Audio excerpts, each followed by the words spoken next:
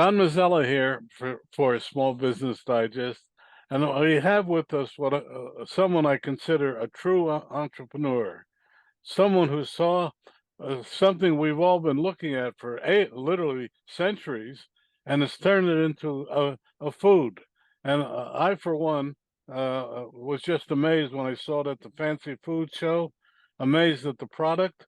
So we had to have him on the show. Alfredo Nasti is with us, and we're going to ask him our usual questions, and this one's going to be interesting.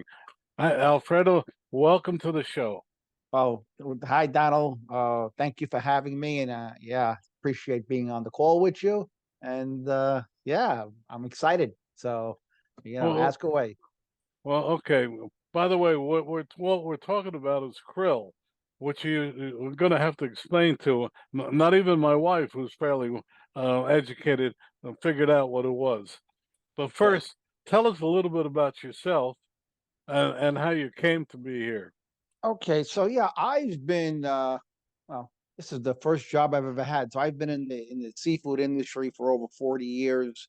From a truck helper after school, trying to make a few dollars, just to pay the bills, to going on into distribution and then opening my own company and selling the company, and then going into the white collar side of the business, which um, uh, entails the import of frozen seafoods from all over the world. And that would be South America, Vietnam, Thailand, and India, or Asia, European countries.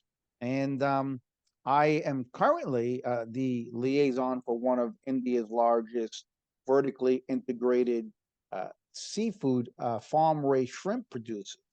So when the word vertically integrated actually transpires to all of the inputs, and when I say the inputs, to actually make the finished product, package it, and send it away. So that would go with uh, feeding the animals, raising them from a petri dish, so to speak, and bringing them to a facility, and keeping that strict guideline of traceability, where the shrimp go into those nice retailers' bags, and they make it here to the United States.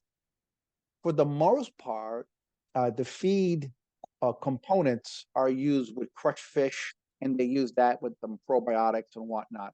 Um, it's come to these Asian countries understanding that there is a resource, and the resource has always been available to the fishermen of Norway, but not the other Southeast Asian countries. And what they would purchase is the krill shells, the dried krill shells, because in the shells they had this really intense amount of nutrients, oil content, and it replaced the ground, um, you know, fish products uh, for the main component, for the protein. The difference was you only had to use, say, 1/10 of the krill shells versus, you know, uh, you I'm going know. to stop you right there. Tell the audience what krill is, and Thank you. Okay, and I apologize when you asked me about my I background. So yeah, I know that, but uh, we're getting into that, and but the okay, other thing is look up a little bit because you're looking down. okay, Okay, all right. So okay, thank you. So krill, what is krill? Krill is the beginning of our marine life food chain. The first item would be algae that turns into a phytoplankton. The krill eat the algae, and that's where they get all of those, amazing nutrients, omegas, antioxidants, and krill's diet consists strictly of that algae. So, in essence, krill is basically the only vegetarian on the marine food chain. But this is at the very beginning of the ocean floor. So after krill, everything else consumed krill. Whales, dolphins, penguins, and all the other marine life that is swimming out there in the Antarctic Ocean. Well, let me stop you and ask you a question. I always thought that there are whales that scoop up vast amounts of krill. They Uh, do. well, They do. They do. That is their content. Well, that is their main food source. And hey, look at the size of them, how big they grow, right? but is krill an animal or is it a Krill mammal? is a shrimp-like crustacean Huh. living at the bottom of the Antarctic Ocean, and Ah, it is a marine life. It is its own species. And from krill, there are different quote unquote first, second, and third cousins that start to translate into the shrimp family. There are different species of shrimp that are wild caught, and they over the years they've created their own little sector. So yeah, krill is certainly the beginning of the marine life. It is a food, and this food has been consumed by the people of the former Russian Republic for 30, 35 plus years. And it was them who actually discovered it as food because, well, it was inexpensive. They had access. So the fishing of krill is only allowed to the countries that border the Antarctic Circle, particularly the Southern Hemisphere areas 48 and 49, whereas the only area where all the countries are allowed to catch the krill. hmm. So our vessel is the only one of its kind that actually catches, steams, removes the shells, cleans, goes through the filtering of all those tiny little things that get in the middle. We freeze them into big blocks, and then we put them on our vessel's freezer, and then we bring them back to land. Do you For freeze the shells or do you freeze the no, no, body? just the meat. No. The shells are removed. We like I said, our proprietary formula. And if you go on our website, you'll look in the learn section.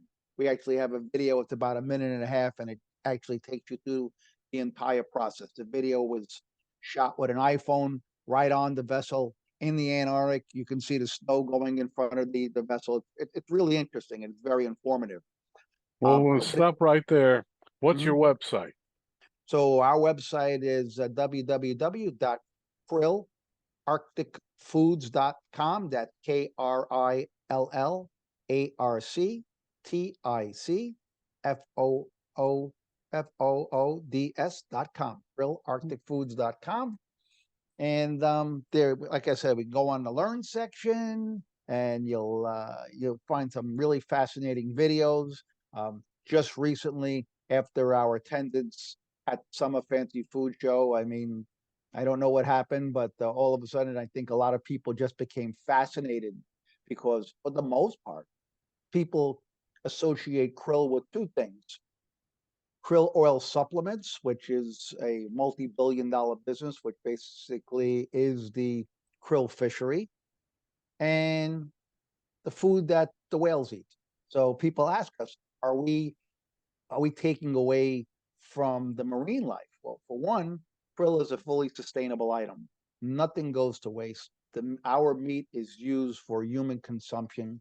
Human consumption of krill meat represents less than 1%, and that includes what our supply chain sends to different countries to aquariums and whatnot.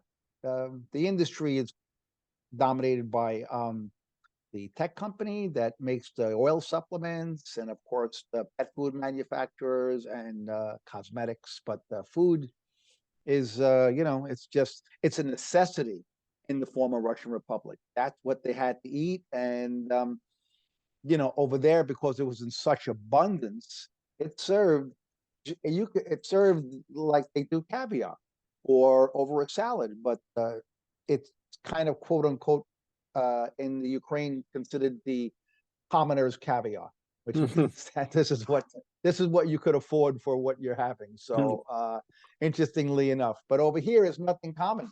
Actually fascinating. People are very curious. Everybody wants to try it, and we've sent out oh, hundreds of samples to different foodies and chefs and industries. But what we're lacking is consumer awareness. people just don't know what it is. So if the retailers purchase it, they're concerned that people won't buy it because they don't know what it is. So we have a little, still have some heavy lifting when it Hmm, comes to our expansion and marketing, and we're going to do it. So hmm, right now, everyone's entry to the food place is online. So we'll hmm. start there. And we'll try it from there. So Well, what made you get into this? I know you were in the seafood industry, but what? So yeah, so as I mentioned, krill is a fully sustainable item. So the meat is the meat, the shells, the head and whatnot, they're dried out and they're kept separately. And then the shells, like they take them back to land, and then they're granulated into a powder form, and they're, like I said, used in feed formulas, aquaculture feed. Traditionally, the biggest consumer of the shells for feed is Norway. If you notice the difference between the Norwegian salmon and the Alaskan, or the salmon that comes from Washington State, is Norwegian salmon has that somewhat bioluminescent red opaque color to the meat and whatnot. It's not because of the species of salmon, it's because of the feed is what they're giving them. And their main component is krill. No, So yeah. It's a lot of people don't know, but it's got a tremendous amount of, like I said, nutrients, vitamins, oils, everything that really helps make that European salmon somewhat more superior than the stuff that comes out of, say, Chile or the other countries. So, but what made you suddenly so decide? what made me so interesting? I was already involved with the my Ukrainian resource.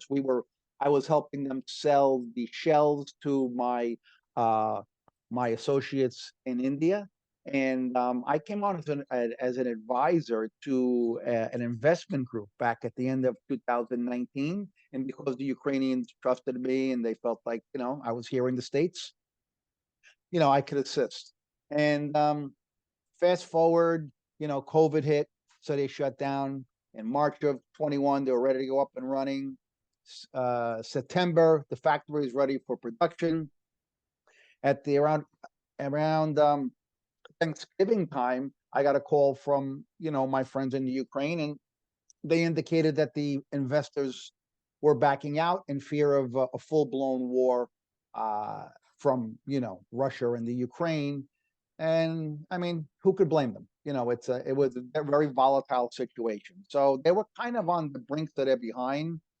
And I love the product. I mean, like I said, I guided them through the whole process, and I felt attached to it, even though I wasn't the person that was bringing it in. And I don't know. It took me a few weeks of tossing and turning, and I then decided to take over the position of the investors on my own. I was a little underfunded, so I had to really dig down deep and find find the resources to bring this stuff to light.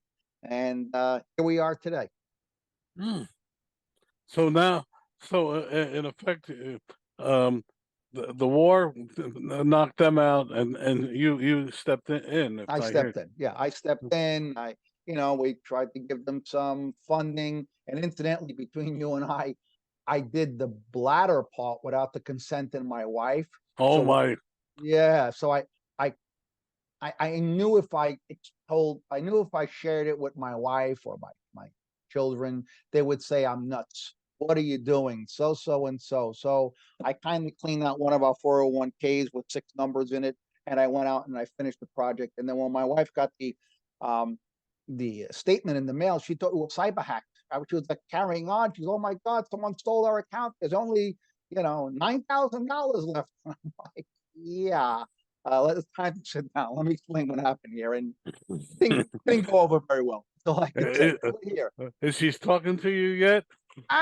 We had a few icy weeks there. I have to say we had a few icy weeks. I needed time to, clear the air, and yeah, we it was a rough patch there for a while. I think it was more the mistrust part, but I didn't really explain how passionate I was about the product to her, because I just went to work, and we go to work, we come back, we come home, and then we have our discussions about stuff, but really never about work and projects and stuff like that. So he wasn't as passionate or as connected as I was. And she didn't have the emotional portion of it. I mean, my friend Yuri, as a matter of fact, after this call, I'm going to be speaking with him. And he, you know, there were times I could show you some of the messages, and it felt like, he was moving his in-laws. They were elderly, they were in hiding. They were waiting for they were waiting for power so they could charge up their phones. I mean, these people were in like dire straits. And prior to us sending them any type of assistance, he was telling me, please, we need the US to support. And I just said, I'm one guy from New York. I don't know what I can do. I says, but I just pray for you. And I don't know, I think that motivated my decision. And like I said, did I think it all the way through? No. If I was to actually sit down and use my pragmatic skills, would I have done it?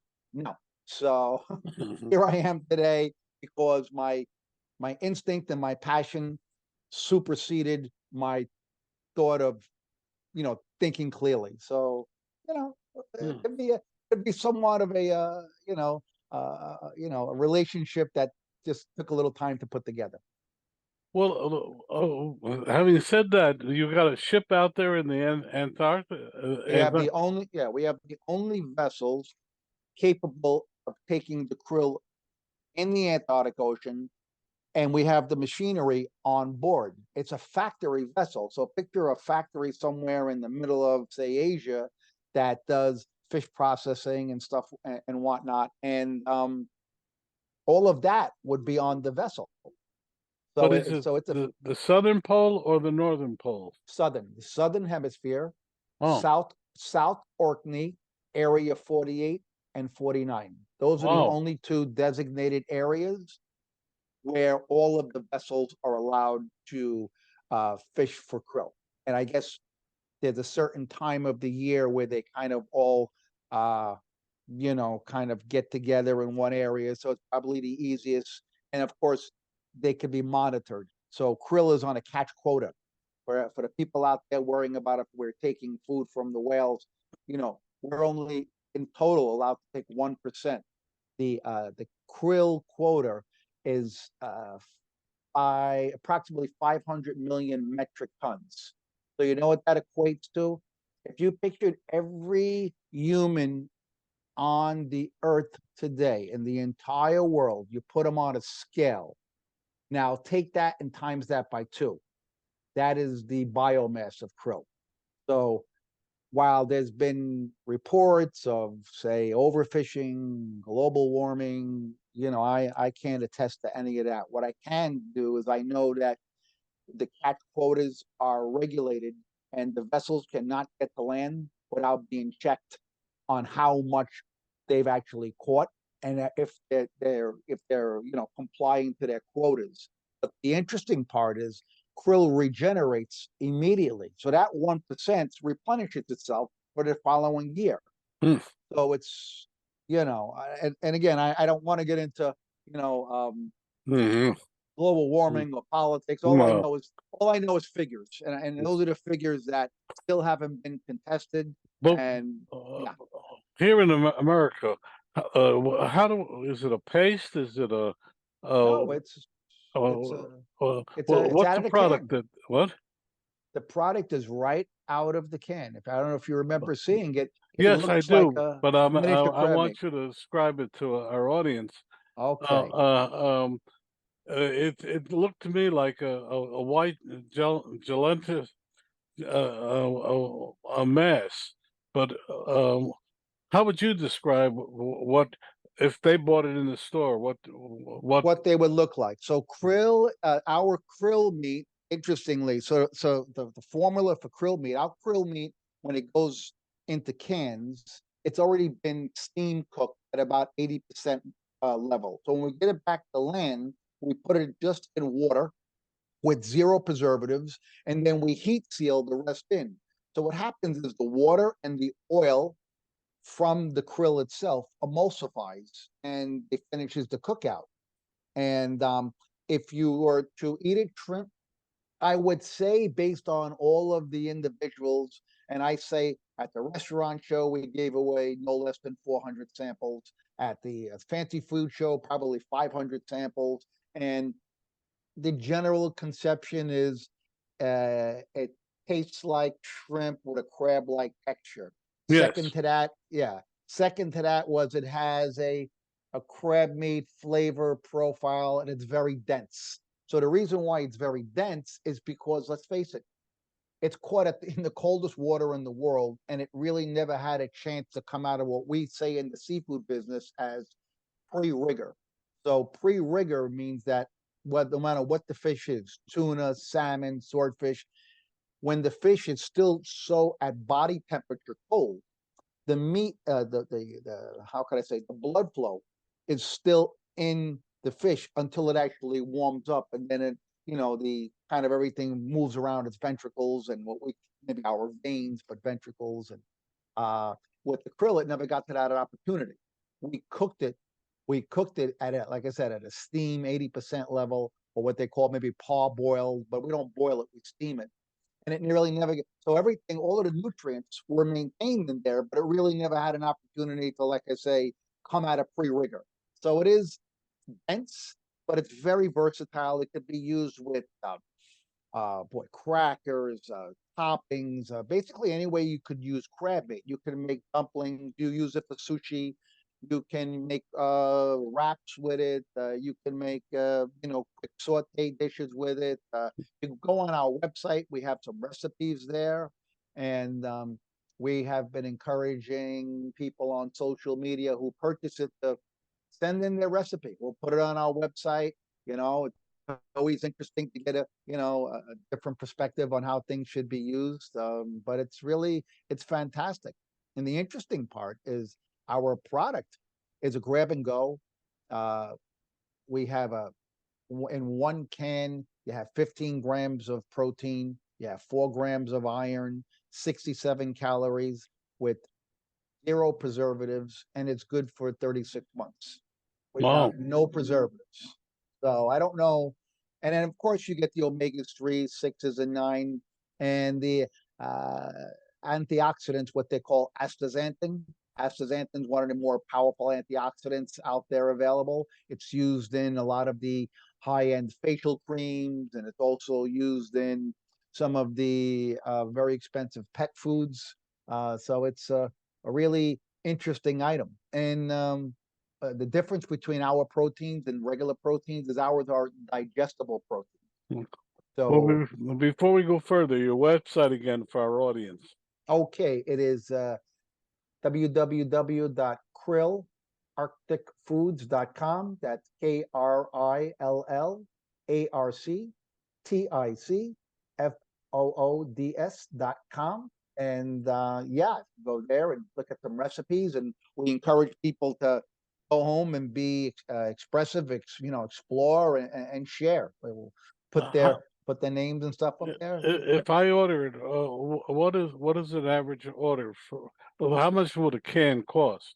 Well, we sell a minimum of 2 cans because the fulfillment centers do charge a significant amount of money for just processing the order. Yes. So I think we're selling 2 cans at $9.75 per can, and that would be delivered to your door. So traditionally, we've seen the average tin fish that comes out of, say, South America or Europe to run anywhere between $10 to $13.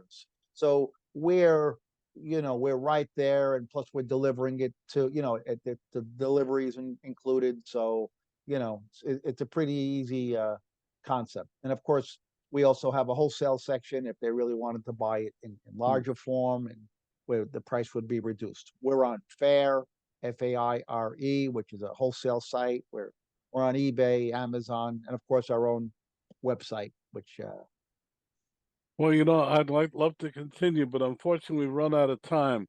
I just want to say again, you're the entrepreneur, the an entrepreneur of entrepreneurs for what you're trying to do. I I I've uh, tasted it. I agree with you. It was an interesting experience. Thank you uh,